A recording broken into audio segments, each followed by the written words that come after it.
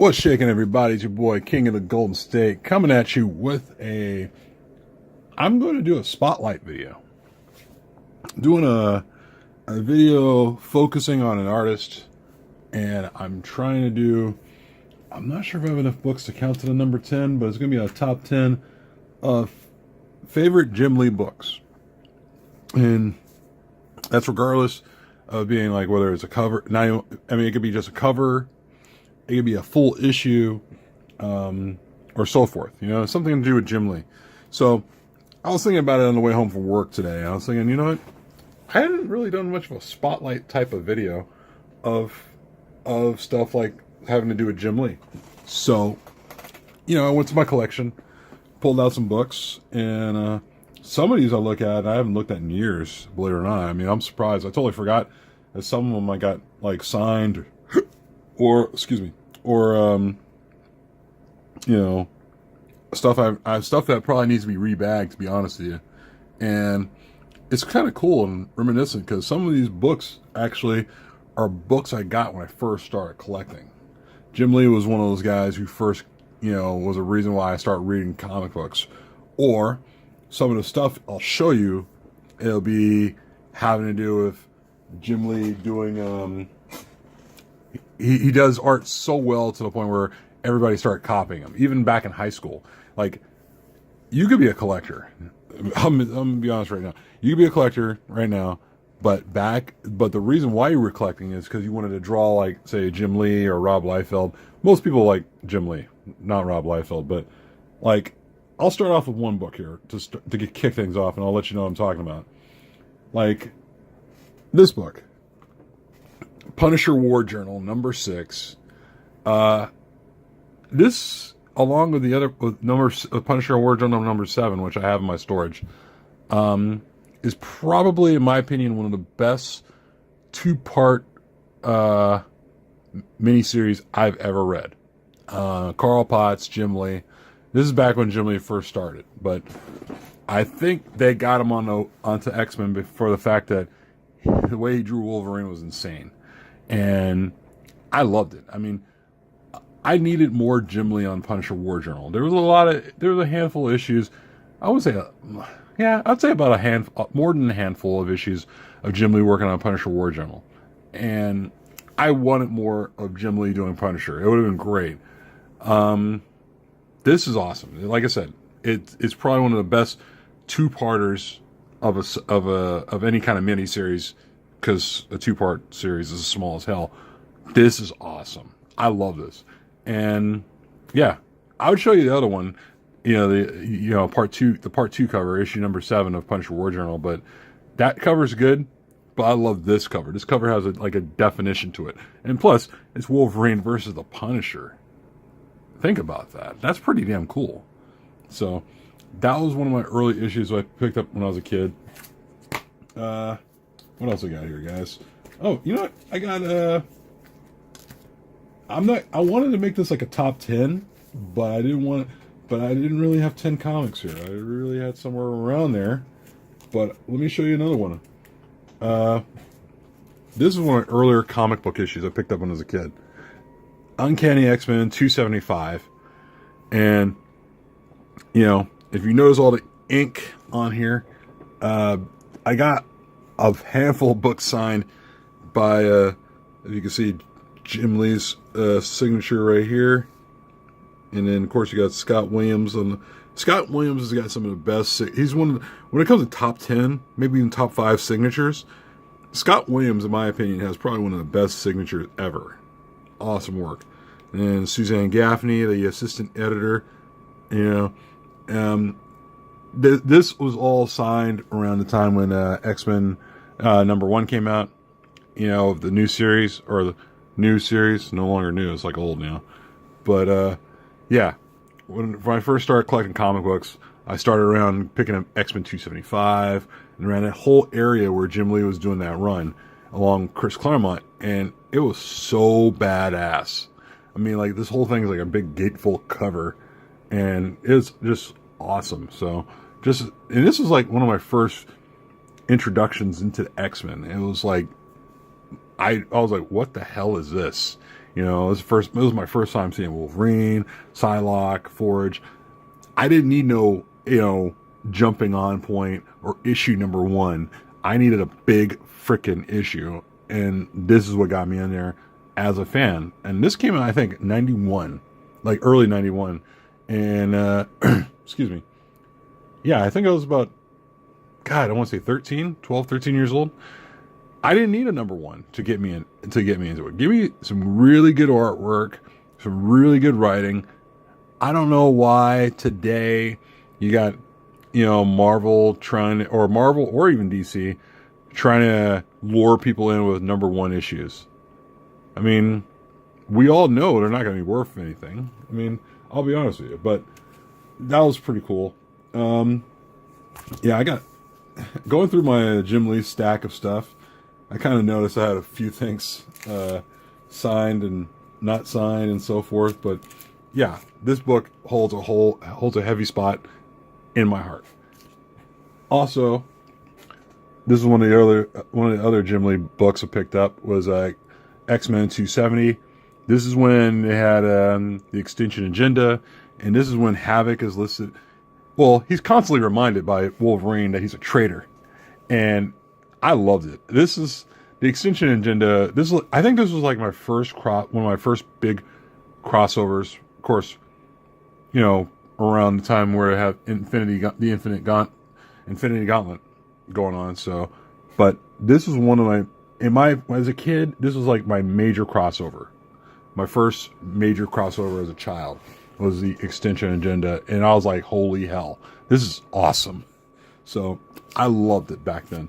Hey, you know what?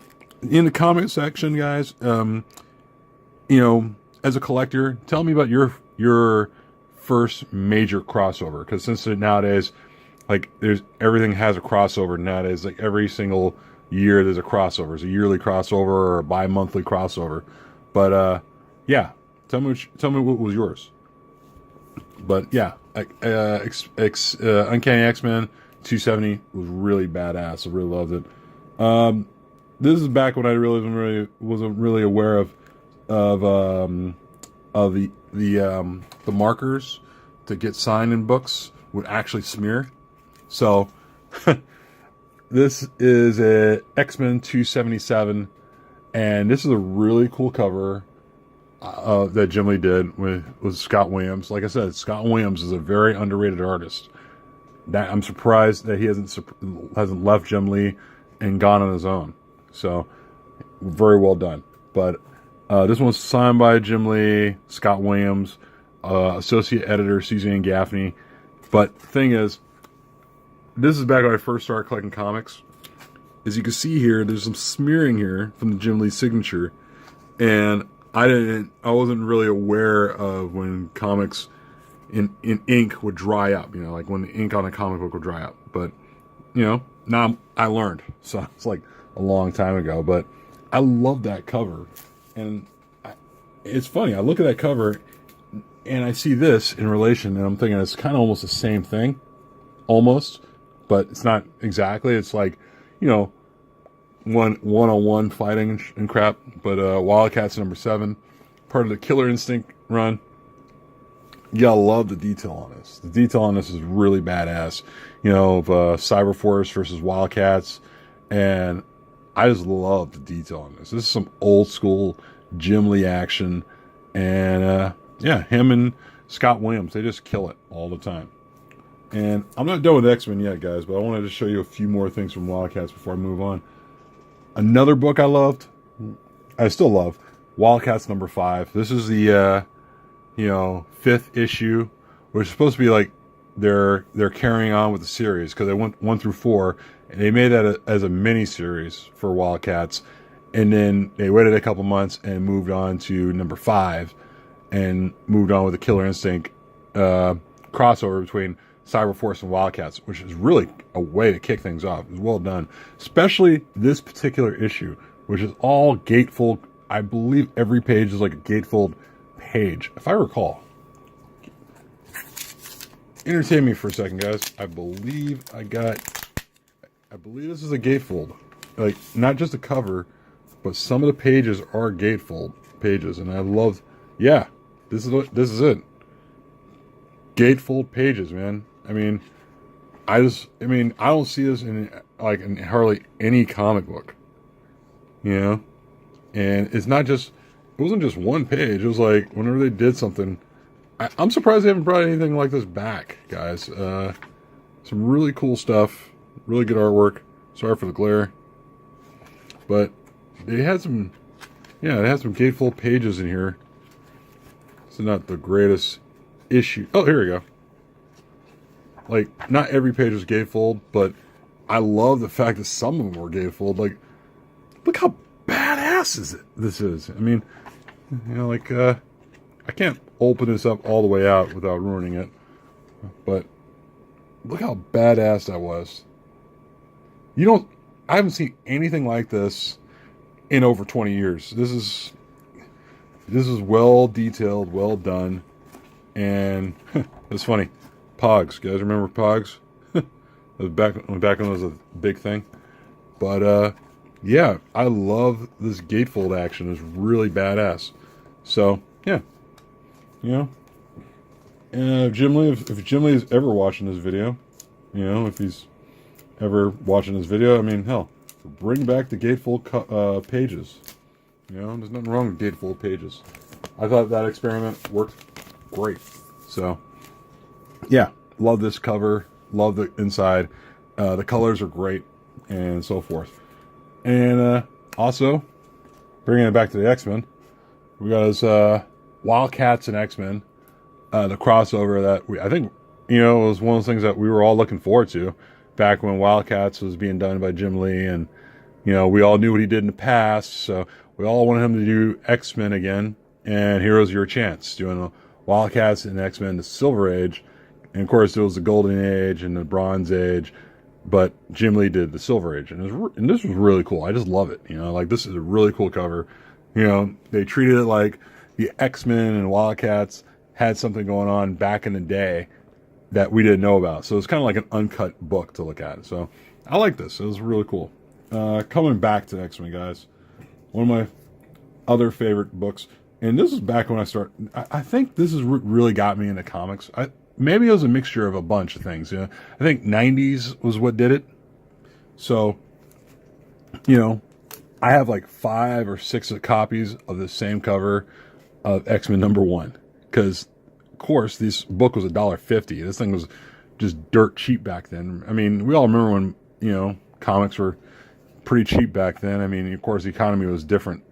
But, you know, it was just cool. You know, like, this is one of many covers. It was like, I believe it was 4 or 5 different covers and such, but, you know, we all jumped on it. That's the reason why X-Men #1 here was one of the top grossing comic books of all time, because it sold millions of copies.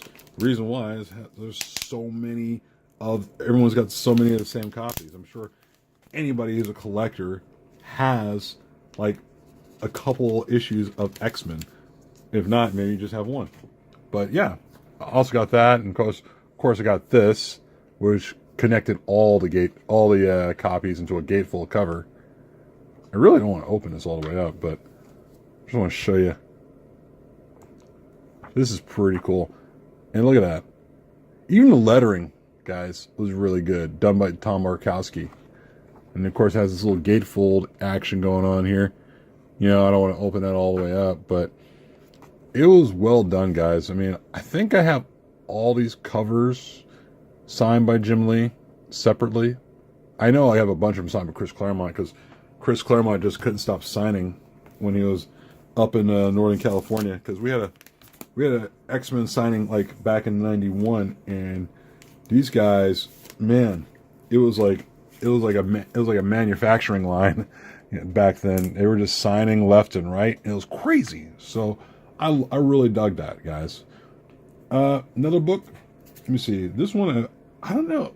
I totally forgot I had a bunch of this on this cover, and this might be my #1 Jim Lee book. I know I have 2 other slabs here, which are good too, but this is probably my #1 Jim Lee cover right now. X-Men 268. And I got this signed during the time when it was cool to get everything signed, and it was really cool. And it's hard to see that nowadays. Like, if you look closely, you got Scott Williams signing there, Chris Claremont, who didn't sign on the logo, signed just on the book. Bob Harris, the editor, Suzanne Gaffney, the assistant editor, and Jim Lee on the bottom. Nothing, of course, by the logo. So I just love this cover. It's really cool. And I look at this cover and I'm thinking, man, if they could just, if the Marvel Cinematic Universe could get Hugh Jackman in, it'd be really cool to have these three on screen. That'd be awesome. I really dig it. But yeah, I got 2 slabs, guys. I'm not real proud of showing them right now after showing you all this stuff, but because this is really stuff that I'm really big on when it comes to Jim Lee. Like, I mean, I know there's people out there who probably disagree with me. I like Marvel Jim Lee better than DC Jim Lee. DC Jim Lee kind of feels manufactured. I don't know. Maybe that's me. But I don't dig the DC Jim Lee as much as I dig the Marvel Jim Lee. Because, don't get me wrong, I'll look at anything Jim Lee. Like, all right, real quick. Let me show you guys. I have 2 slabs of DC stuff here. And, they're great. Don't get me wrong. They're both by Jim Lee and Scott Williams. I mean, they're getting older, of course, and they're maturing with their artwork. But I look at this and I look back and think, you know what? I like older Jim Lee, Scott Williams better than current day Jim Lee, Scott Williams. Don't get me wrong. Or actually, let me put it like this. I like Marvel Jim Lee, Scott Williams better than DC Scott Williams and Jim Lee. I'm not sure. Am I crazy? But I just want to let you guys know these are great. I love having these in my possession. Jim Lee is still a wonderful artist. Scott Williams is still a wonderful inker. But like I said, I mean, I could easily go through an Uncanny X-Men issue instead of going through a Hush or a For Tomorrow run by Jim Lee and Scott Williams. I mean, that's just me. But that's it, guys. Let me see if I can get this thing in balance so I can do my thing. But that's all I got. Yeah, this is pretty much like a small little spotlight on Jim Lee and Scott Williams. Well, mostly Jim Lee. But I guess I can make this a tag video. And if that's the case, then I'm going to tag... God, who would it be? Trinity's Comics, because he's the biggest Jim Lee fan. But then again, Trinity's been like he's more of a DC Jim Lee person, so I will still tag him, and I will look for you. I will tag... Who would have Jim Lee stuff? I would tag probably Alex the Comic Hoarder, because he's got like a bunch of Jim Lee stuff, probably. Or he just hoards comic books. Balls in your court, pal. And one more person. I could tag TiVo. And I'll tag Biggie's Comics. Why not? Because, you know what? I like the New York Warriors. They're awesome. Anyway, that's it, guys. You know the deal. Give me a thumbs up, if you like it. And also, tell me what you think. Write down in the comments below. And also subscribe. If you know a friend who might be into watching these videos, please send them my way. I'll show them, some pretty cool videos. That's about it. I'll talk to you guys later. Peace.